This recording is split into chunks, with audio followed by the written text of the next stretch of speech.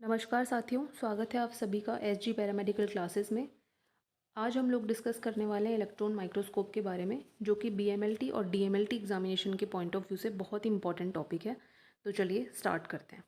Electron microscope को अपन कुछ headings के अंदर पढ़ने वाले हैं, जैसे कि introduction, principle, types of electron microscope, working of electron microscope, structure of electron microscope and last में advantages and the disadvantages of the electron microscope.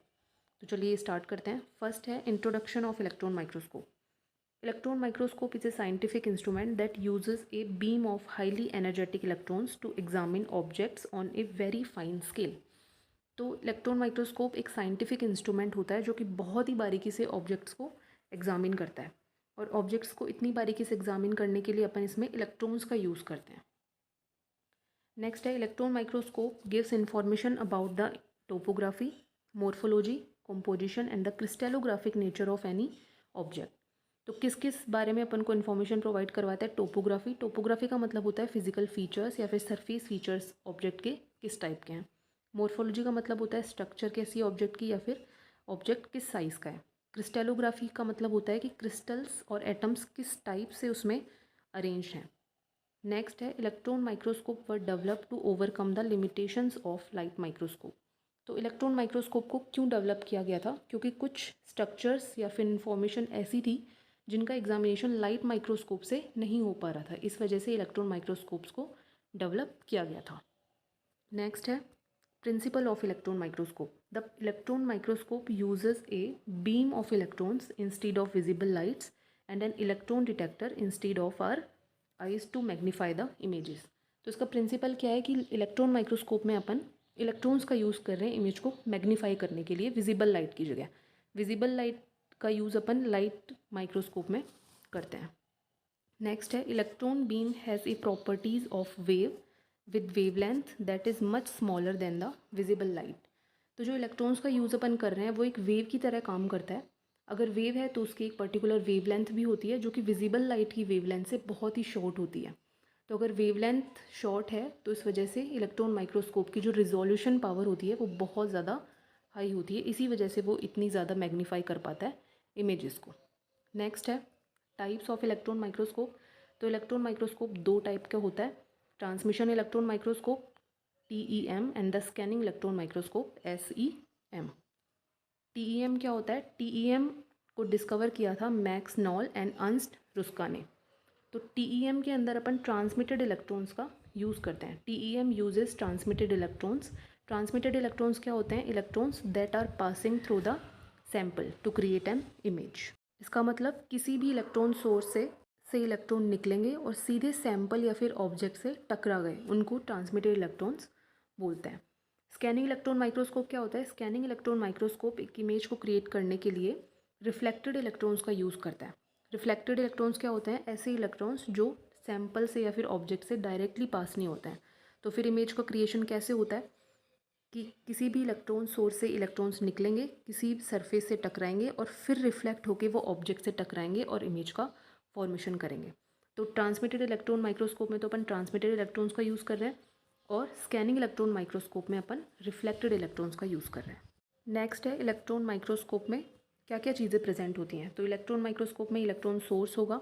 Electron source के रूप में अपन मोस्ट कॉमनली थर्मियोनिक गन का यूज़ करते हैं। Next होगा magnetic lenses. तो मैग्नेटिक लेंसेज कौन कौन से मैग्नेटिक लेंसेज का यूज़ करेंगे अपन? कंडेंसर लेंसेज का यूज़ करेंगे, ऑब्जेक्टिव लेंसेज का यूज़ करेंगे और प्रोजेक्टर लेंसेज का यूज़ करेंगे। नेक्स्ट देखते हैं अपन working of electron microscope. Working of electron microscope में सबसे पहले इलेक्ट्रॉन सोर्स से इलेक्ट्रॉन निकलेंगे। इलेक्ट्रॉन निकलने के बाद में कंडेंसर मैग्नेटिक लेंसेज से पास होंगे। कंडेंसर मैग्नेटिक लेंसेज क्या करेगा? इलेक्ट्रॉन्स को कॉन्सेंट्रेट कर देगा। इलेक्ट्रॉन्स को कॉन्सेंट्रेट करने के बाद में कॉन्सेंट्रेटेड इलेक्ट्रॉन ऑब्जेक्ट से पास होंगे। ऑब्जेक्ट से पास होने के बाद में ऑब्जेक्टिव मैग्नेटिक लेंसेज के पास जाएंगे, और ऑब्जेक्टिव मैग्नेटिक लेंसेज ऑब्जेक्ट की एक इमेज का फॉर्मेशन करेगा। जो इमेज का फॉर्मेशन करता है वो इमेज प्रोजेक्टर मैग्नेटिक लेंसेज के लिए एक वर्चुअल ऑब्जेक्ट का काम करती है, और ये वर्चुअल ऑब्जेक्ट जो होता है वो प्रोजेक्टर मैग्नेटिक लेंसेज उसकी एक फाइनल इमेज बना देता है। फाइनल इमेज जो होगी वो एनलार्ज्ड होगी और फ्लोरेसेंट स्क्रीन पे उसका फॉर्मेशन होगा। अगर फ्लोरेसेंट स्क्रीन पे इमेज का फॉर्मेशन हो रहा है तो वो कुछ ही समय के लिए स्टोर होती है, और अगर फोटोग्राफिक प्लेट पे इमेज का फॉर्मेशन हो रहा है तो वो परमानेंटली स्टोर की जा सकती है। तो ये था इलेक्ट्रॉन माइक्रोस्कोप की वर्किंग। नेक्स्ट देखते हैं स्ट्रक्चर ऑफ इलेक्ट्रॉन माइक्रोस्कोप। तो स्ट्रक्चर ऑफ इलेक्ट्रॉन माइक्रोस्कोप में बेसिकली मेन जो स्ट्रक्चर है वो है मैग्नेटिक लेंसेज। तो सबसे पहले वोल्टेज फीड होगा, उसके बाद में गन होगी, जो थर्मियोनिक गन का यूज़ अपन इलेक्ट्रॉन सोर्स के लिए कर रहे हैं वो। उसके बाद में फिलामेंट लगा होगा, फिर वैक्यूम होगा और उसके बाद में एनोड और लेंसेज लगे होंगे। कंडेंसर मैग्नेटिक लेंसेज हुआ, ऑब्जेक्टिव मैग्नेटिक लेंसेज हुआ, projector magnetic lenses and intermediate magnetic lenses, और लास्ट में फ्लोरेसेंट स्क्रीन होगी और एक व्यूइंग पार्ट होगा जहाँ से कि अपन व्यू करेंगे, जो भी इमेज का फॉर्मेशन होगा उसको अपन व्यू करेंगे। जितने भी मैग्नेटिक लेंसेज लगे होते हैं उन सब के अंदर इलेक्ट्रोमैग्नेट का यूज़ किया जाता है। ये जो सारा सिस्टम होता है एक स्ट्रक्चर के अंदर प्लेस्ड होता है। नेक्स्ट है advantages and the disadvantages of the electron microscope. तो एडवांटेजेस क्या है? एडवांटेजेस हैं कि इलेक्ट्रॉन माइक्रोस्कोप की रिजोल्यूशन पावर बहुत ज़्यादा हाई होती है। इसी वजह से जो ऑब्जेक्ट होता है उसको बहुत ज़्यादा मैग्नीफाई कर देता है। अप्रोक्स 5 लाख गुना तक इमेज को मैग्नीफाई कर देता है। नेक्स्ट है possible to investigate a deeper structure. इतना हाई रिजोल्यूशन पावर होता है कि अपन कितनी भी डीप स्ट्रक्चर को इलेक्ट्रॉन माइक्रोस्कोप की हेल्प से स्टडी कर सकते हैं।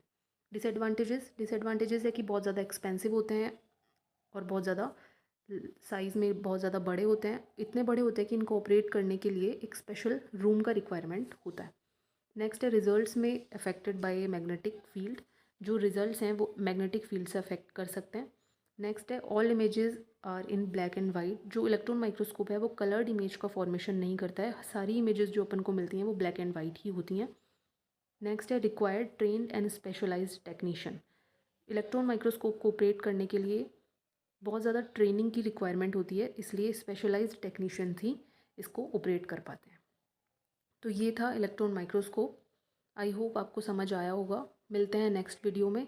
तब तक के लिए like, comment, share, subscribe. Thank you.